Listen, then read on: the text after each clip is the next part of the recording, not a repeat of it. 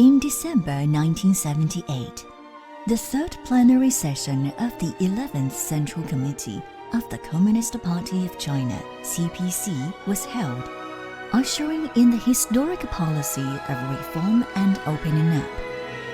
It has been proved over the following 40-plus years that reform and opening up is a vital step to seal the destiny of contemporary China. The reform firstly started from the countryside.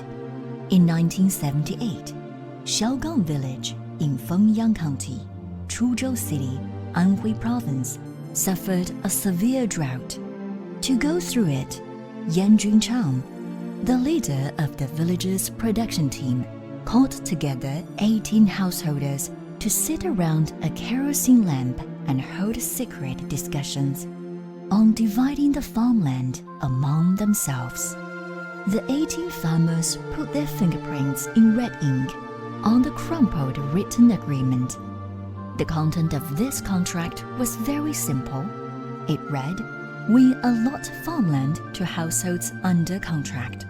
Each householder must give their signature or fingerprint here. If it works, each household must ensure the fulfillment of contracted grain to the state and promise not to ask for assistance from the government for grain and money.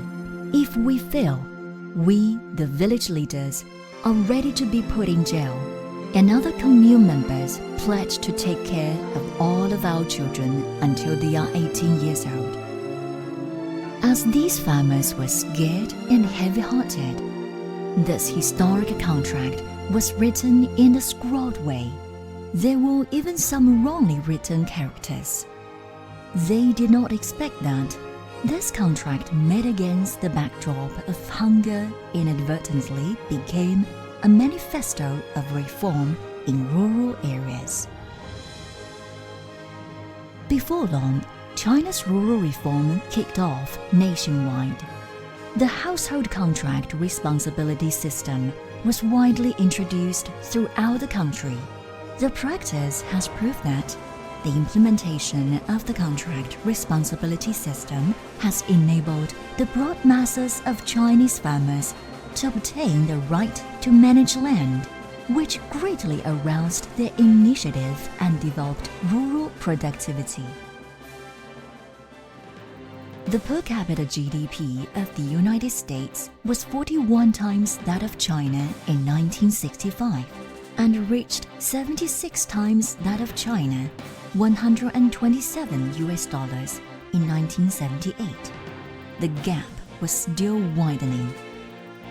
In Marseille of France, the annual output of 3.5 million metric tons of steel at the Salmer steel plant only required about 7,000 workers, while nearly 67,000 workers just produced 2.3 million metric tons in the Wuhan iron and steel plant. What a huge gap between China and the West. Based on the series of investigations and discussions, the CPC Central Committee decided to open up to the world for better development. 1979年7月，中共中央和国务院根据广东、福建两省靠近港澳、华侨众多的有利条件，决定对两省对外经济活动实行特殊政策和优惠措施。1980年5月，又决定在广东的深圳、珠海、汕头和福建的厦门设置经济特区。随后的几年里，又陆续决定开放大连、秦皇岛、天津、连云港等14个沿海城市，和分两步走开放长江三角洲、珠江三角洲、闽南下漳泉三角地区、辽东半岛、胶东半岛，并设立海南省，建立海南经济特区。 However, at the critical moment of national development, some people questioned whether the reform and opening up should be surnamed socialism or capitalism, and began to waver in their adherence to the party's basic line. Such a misunderstanding seriously hindered the deepening of reform and opening up. Especially the severe criticism of the market economy made people worry about the danger of turning back to old approaches. At this crucial moment, Deng Xiaoping visited southern China and delivered important speeches in early 1992, answering many questions that had long plagued people. He stressed that we should not waver in our adherence to the basic line, and that planning and market forces are both means of controlling economic activities. He proposed that the essence of socialism is to achieve common prosperity by liberating and developing productive forces, and we should seize the opportunity to improve ourselves.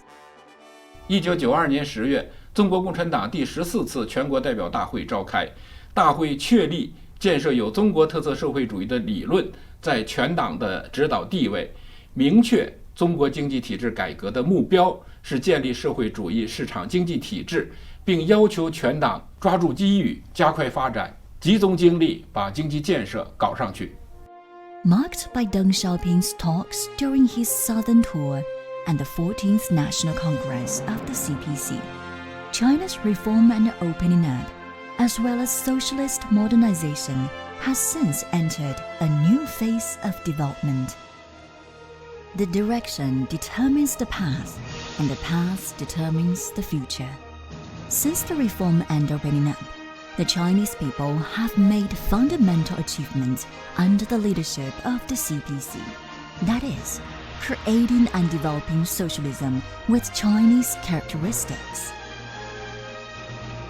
Xi Jinping, General Secretary of the CPC Central Committee, said in 2013 that the path of socialism with Chinese characteristics has not come easily.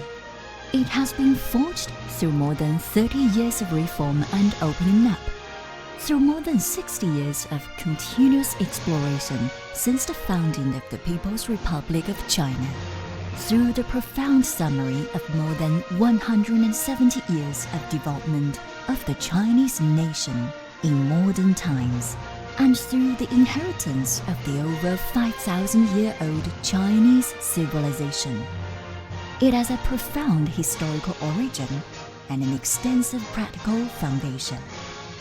Now, what matters most is to unswervingly follow this path, keep pace with the times to expand this path, and continue to open up the path of socialism with Chinese characteristics.